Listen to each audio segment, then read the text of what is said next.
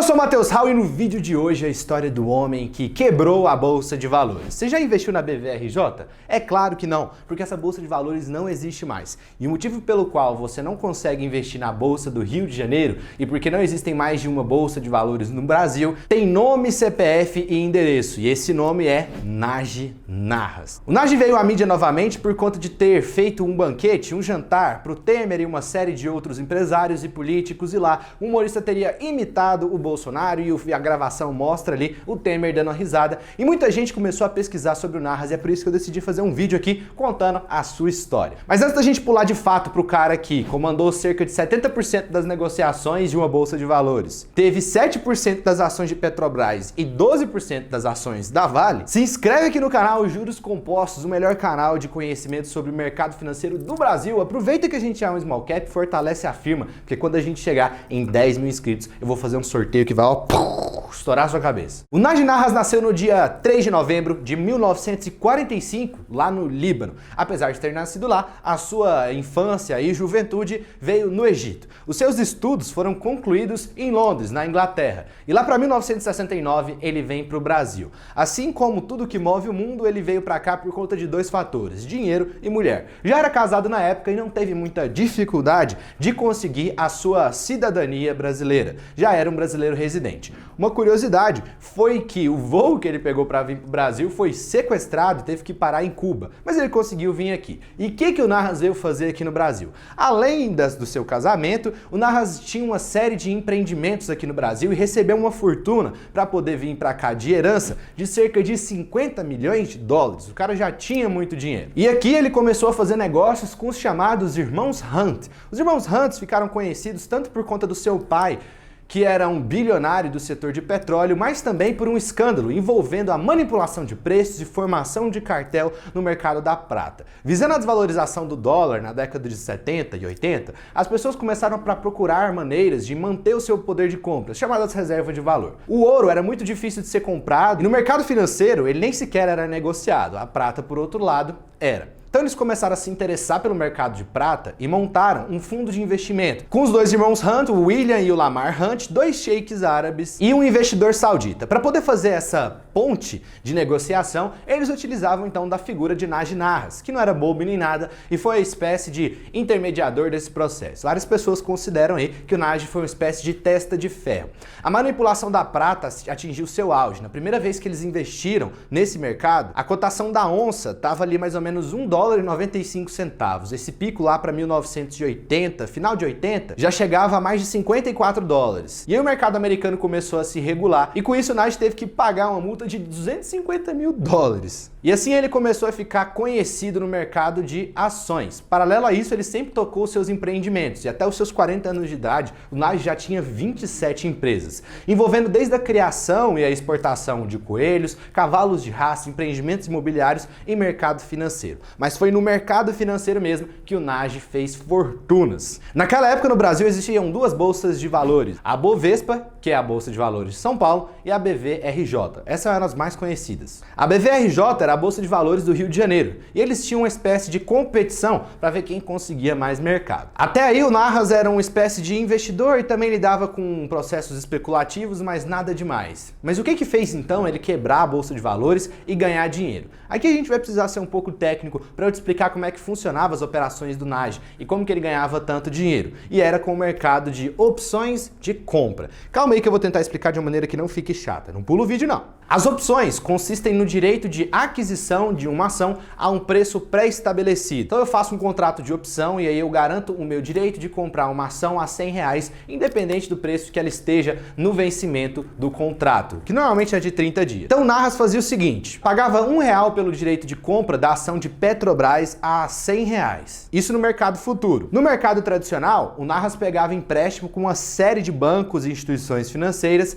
e ia para o mercado à vista, onde são negociadas as ações que a gente já conhece. Lá ele fazia sucessivas compras em nome de várias pessoas tidas como os laranjas dele. E isso forçava o preço da Petrobras para cima.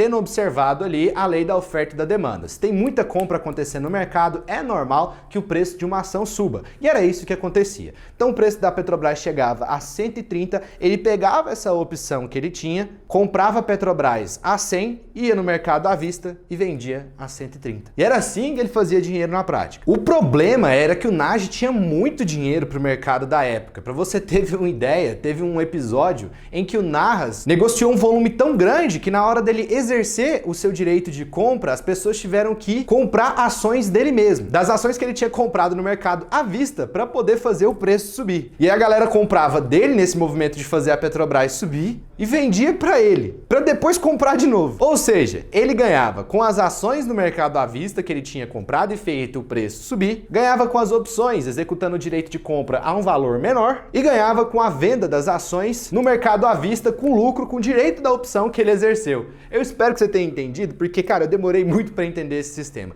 Você entendeu? Comenta aqui embaixo. Se não tiver entendido também, fala boiei que eu te respondo nos comentários. Mas enfim, calcula-se que Narras tenha ganhado cerca de 30 milhões de dólares, descontando o custo ali dos financiamentos que ele tinha, descontando os custos dos empréstimos que ele pegava nos bancos para poder fazer a ação subir e descontando as notas de corretagem. Falando em notas de corretagem, só de nota, teve um mês que ele pagou mais de 3 milhões de dólares. O poder de fogo do Narras era tão grande que ele fazia ligações falando para as pessoas comprarem determinada ação lá no pregão, não por preço, mas por tempo. Então ele falava assim, ó, compra meia hora de Petrobras aí, vai comprando que vai dar certo. E aí os seus operadores compravam e ele fazia esse samba todo. Até aí tudo bem. Durante a década perdida, que foi a década de 80, o Narras conseguiu multiplicar o seu patrimônio por diversas vezes e um período de recessão econômica enorme. Mas a brincadeira estava só começando. Calma, respira. No final dos anos 80, o Brasil passava por um período de hiperinflação.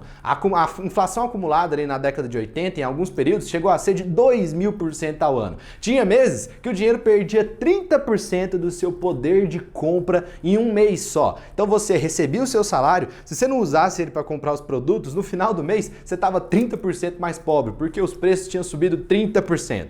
E para poder proteger o seu capital, o que a galera começou a pensar? Às vezes compensa investir na Bolsa de Valores. E foi isso que fez com que na década de 80, em alguns períodos, a Bolsa do Rio de Janeiro tenha subido mais de 2.000%, com a entrada maciça de investidores. E aqui o Narras começa a sair um pouco do mercado derivativo e fincar o pé no mercado à vista. Como existia uma espécie de rivalidade entre a Bolsa do Rio de Janeiro e da Bolsa de São Paulo, para poder incentivar as pessoas a entrarem no mercado, ambas elas adotaram um modelo chamado de D5. Então você comprava a ação no D0 e você só tinha que pagar por ela no dia 5, no quinto dia após a compra. E foi assim que o Narras fez a festa, cara. Ele comprava a ação no dia 0 e tinha 5 dias, então ele nem precisava desse empréstimo. Vocês deixaram o menino sonhar mesmo, né, mano? Nossa senhora, olhando pra história, às vezes eu fico encabulado com a irracionalidade do mercado. Mas enfim, então o Narras começou a alavancar ainda mais os seus ganhos e, consequentemente, os seus riscos e o risco do mercado como um todo. Ele, na maioria das vezes, vendia no dia seguinte ou no dia posterior. E com isso ele ficava com um recibo, para que quando a operação casasse, quando achasse outra pessoa para comprar e quando fosse liquidada, o dinheiro entrasse na conta.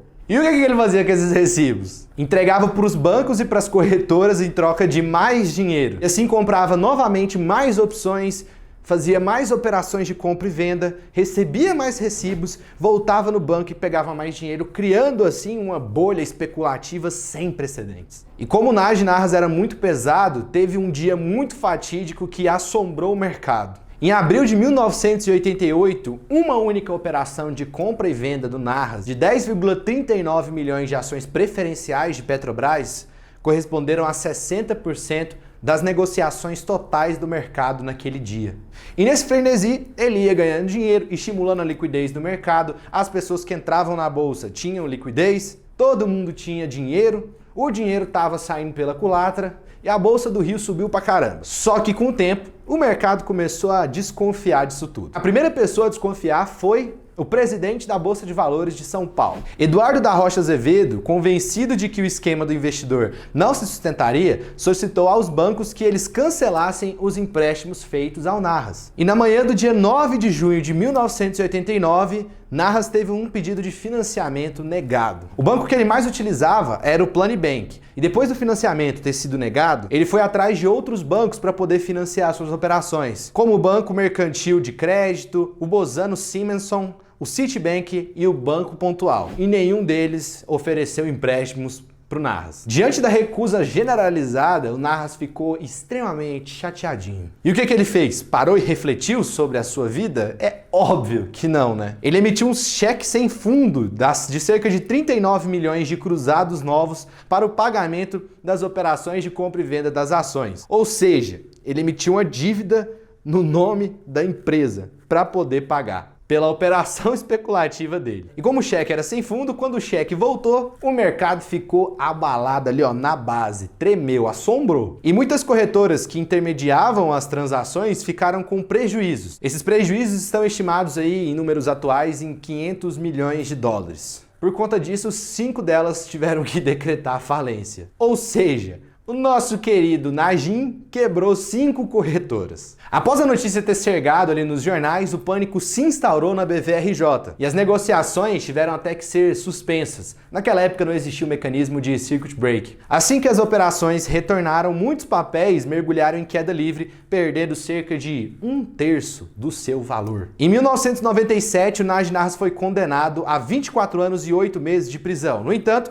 após recorrer, ganhou o direito de ficar em liberdade. A partir de então, a Bolsa do Rio de Janeiro perdeu muita liquidez, já que ele ficou impedido de poder operar. E ela acabou fechando 3 anos depois, no ano 2000. 7 anos depois, em 2007, a Justiça Brasileira decretou a inexistência de crime contra o sistema financeiro da parte do Narras. E o Narras passou de réu a inocente. E o que ele fez? Ingressou com um processo à Bovespa pedindo uma indenização de 10 bilhões de reais. Quantia que equivalia às ações que ele detinha na época. E em 2014, a vontade do Narras de receber essa grana foi julgada improcedente. E por onde que andas o Najim Narras hoje, além de fazer aí os seus jantares convidando o ex-presidente Temer? Bem, essa aí é uma pergunta um pouco difícil. Por quê? Eu não consegui identificar nenhuma empresa no nome dele, não consegui identificar nenhum conselho de administração de nenhuma empresa, mas como o Matheus não para, é uma empresa aqui que é a PVM Estacionamentos Limitada. E aí fica o questionamento. Você acha mesmo que o Narras foi responsável por quebrar a Bolsa de Valores do Rio de Janeiro? Deixa aqui sua opinião nos comentários, não deixe de se inscrever no canal e o vídeo de hoje vai ficando por aqui.